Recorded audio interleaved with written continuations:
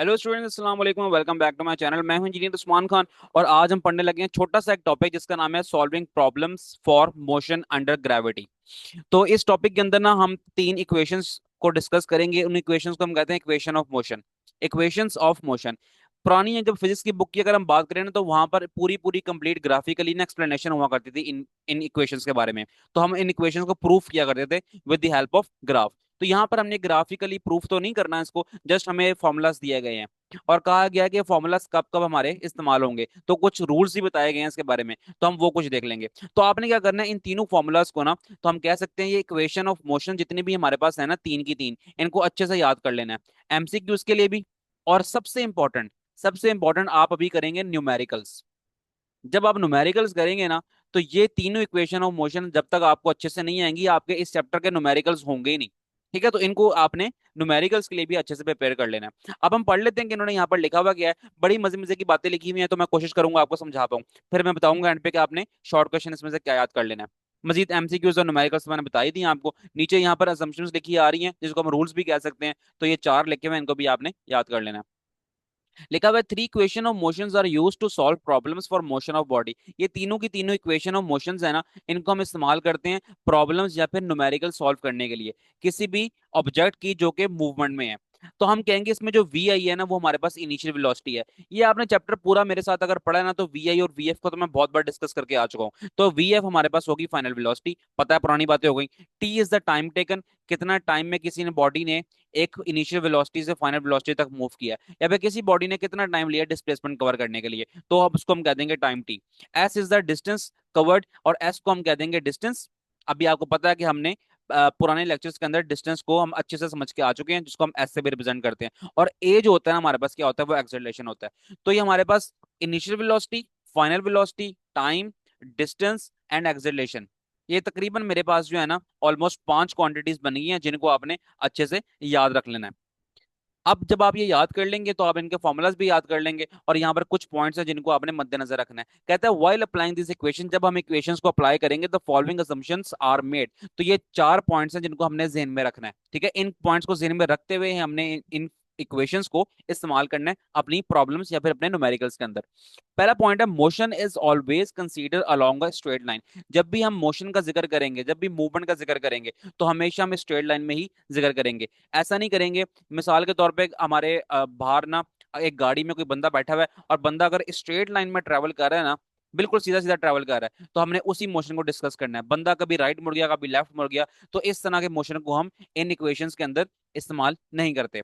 अगला पॉइंट हम ये देखेंगे, only the magnitude of vector quantities are used. आपको पता है कि वेक्टर क्वांटिटीज के अंदर क्या होता है, मैग्नीट्यूड होता है और डायरेक्शन होती है।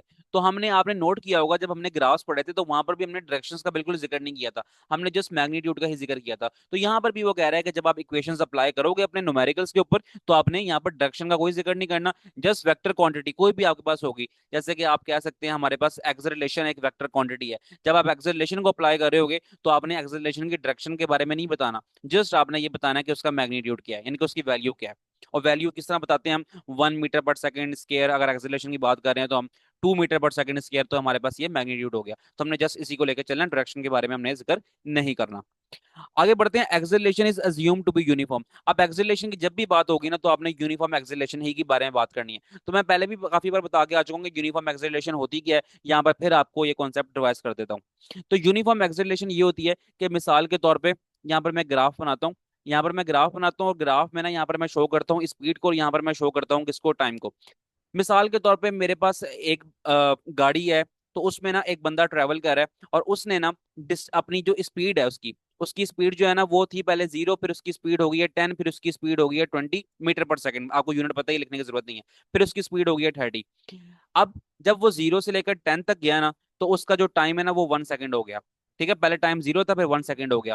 फिर जब वो आगे गया, 10 से 20 पर गया, उसका टाइम हो गया 2 सेकंड। फिर 20 से 30 पर गया, उसका टाइम हो गया 3 सेकंड। यानी कि हर गुजरते सेकंड के साथ ना वो एक ही तरह की स्पीड को जो है ना वो लेकर चल रहा है। यानी कि उसमें जो चेंज इन स्पीड आया है, यानी कि आप चेंज इन स्पीड कह लो, हर गुजरते टाइम के साथ वो उतना ही आया जितना पिछले इंटरवल के अंदर आया था। तो हम कह देंगे ये हमारे पास यूनिफॉर्म एक्सेलरेशन है। इसका ग्राफ हमारे पास इस तरह का बनता है। और अगर हम इसको प्रूफ करना चाहें, तो हम अगर इस इंटरवल की बात करें, इस इंटरवल पे हमारे पास जो वी आई है वो 0 है और वी एफ हमारे पास जो है ना वो 10 है। तो हम कह सकते हैं एक्सेलरेशन बराबर होता है v f minus v i over t के। और टी यहाँ पर कितना है, 0 से लेकर 1 तक, यानी कि 1 सेकंड है हमारे पास। तो वी एफ हमारे पास 10 था और वी आई हमारे पास 0 था और टाइम था हमारे पास 1। तो एक्सेलरेशन हमारे पास क्या आ गई है, एक्सेलरेशन हमारे पास आ गई है 10 मीटर पर सेकंड स्क्वायर। तो ये पहले इंटरवल में हमारे पास एक्सेलरेशन जो आई है ना, अगला इंटरवल जो 10 से लेकर 20 तक है उसमें भी एक्सेलरेशन हमारे पास यही आनी चाहिए। और उसको ही प्रूफ कर लेते हैं, पहले में 10 आई है, अगले में अगर हम यही फॉर्मूला लगाएं v f minus v i is equal to t, तो वी एफ यहाँ पर क्या है 20 और वी आई यहाँ पर है 10, तो हम करेंगे 20 - 10। और टाइम कितना लगा है, 1 से लेकर 2 तक, यानी कि 1 सेकंड लगा है। तो मजीद 1 सेकंड लगा है तो हम ये कह देंगे 20 - 10 10 होता है, 10/1 भी 10 होता है, तो 10 मीटर पर सेकंड स्क्वायर आ गया। तो एक्सेलरेशन आप चेक करो कि दूसरे इंटरवल में भी वही आई है जो कि पहले इंटरवल में आई है। तो हर गुजरते इंटरवल के साथ हमारी एक्सेलरेशन सेम आ रही है, तो हम ये कह देंगे ये हमारे पास यूनिफॉर्म एक्सेलरेशन है। मैंने पहले भी काफी बार पढ़ाया था, तो अभी मैंने दोबारा इसको रिवाइज भी करवा दिया है। आगे चलते हैं। तो कहता है जब भी आपने एक्सेलरेशन को कंसीडर करना है तो यूनिफॉर्म एक्सेलरेशन ही को कंसीडर करना है। The direction of initial, point number 4 बड़ा इंटरेस्टिंग है, मैंने पढ़ते ही बड़ा एंजॉय किया था इसको, दोबारा आपको पढ़ाता भी हूँ तो मजा आएगा पढ़ने में। The direction of initial velocity is taken as positive. पहले मैं यहाँ पर ना चीजों को रेज कर दूं तो फिर मैं आपको ये पॉइंट समझाता हूँ। यहाँ पर कह रहा है कि हमारे पास जो डायरेक्शन है ना इनिशियल वेलोसिटी की, वो हमेशा पॉजिटिव में लेंगे। अब इनिशियल वेलोसिटी की पॉजिटिव डायरेक्शन लेने को अगर हम समझें कि एग्जांपल के साथ, तो हमने ना अगर न्यूमेरिकल करेंगे ना, तो हम न्यूमेरिकल्स में ना ये बात करेंगे कि हमारी जो एक गाड़ी है उसकी इनिशियल वेलोसिटी ये थी। मिसाल के तौर पे एक गाड़ी ने यहाँ से लेकर यहाँ तक ट्रैवल करना है, ठीक है, यहाँ से लेकर यहाँ तक ट्रैवल करना है। तो यहाँ से शुरू होगा तो ये हो जाएगी इसकी इनिशियल वेलोसिटी, जहां पर खत्म होगा वो हो जाएगी फाइनल वेलोसिटी। ये तो बिल्कुल एक बेसिक सा कॉन्सेप्ट है। अब आगे चलते चलो, कहता है कि direction of initial velocity is always taken as positive. यानी कि अगर मैं बात करूंगा मेरी गाड़ी अगर वाकई यहाँ से यहाँ पर जा रही है ना, तो ये मेरे पास जो होगी ना इनिशियल वेलोसिटी, तो मतलब है कि मैं उसको पॉजिटिव में कंसीडर कर रहा हूँ। अगर मैंने गाड़ी यहाँ से लेकर यहाँ पर लेके जानी थी लेकिन मैं गाड़ी उल्टी चलाने लग पड़ा हूँ, तो ये मेरे पास हो जाएगी नेगेटिव इनिशियल वेलोसिटी। तो कहता है आपने कभी भी नेगेटिव इनिशियल वेलोसिटी को नहीं लेना, हमेशा पॉजिटिव इनिशियल वेलोसिटी ही को लेना है। अब सुनो, इनिशियल वेलोसिटी से हम फाइनल वेलोसिटी तक गए हैं, हमने कोई ना कोई डिस्टेंस ट्रेवल कर लिया ना, और डिस्टेंस किस में ट्रेवल करते हैं, हम मीटर के अंदर ट्रेवल करते हैं। तो यहाँ पर वो ये बात कर रहा है other quantities which are in the direction of initial velocities are taken as positive. Initial velocity को भी आपने पॉजिटिव में लेना है और इसके साथ जो क्वांटिटीज आप डील करोगे उसको भी पॉजिटिव में लेना है।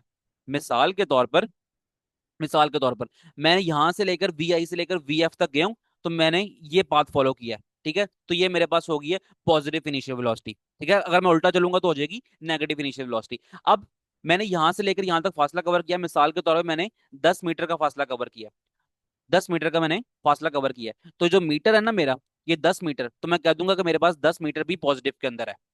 तो यही वो यहाँ पर कह रहा है कि आपने इसके साथ साथ इनिशियल वेलोसिटी के साथ साथ जो भी आपने क्वांटिटी लेनी है, जैसे कि मैंने यहाँ पर डिस्टेंस की क्वांटिटी ली है, तो कहता है कि आपने उसको भी पॉजिटिव में लेनी है ना इंटरेस्टिंग बात।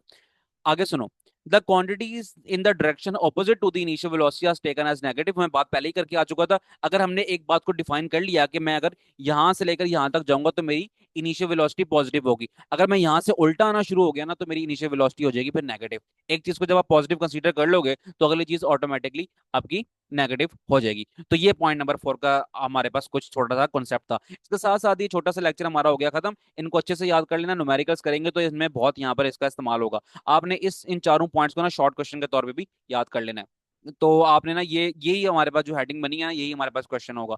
तो आपने इक्वेशंस भी याद करनी है और नीचे पॉइंट्स बने हैं उनको भी याद कर लेना है।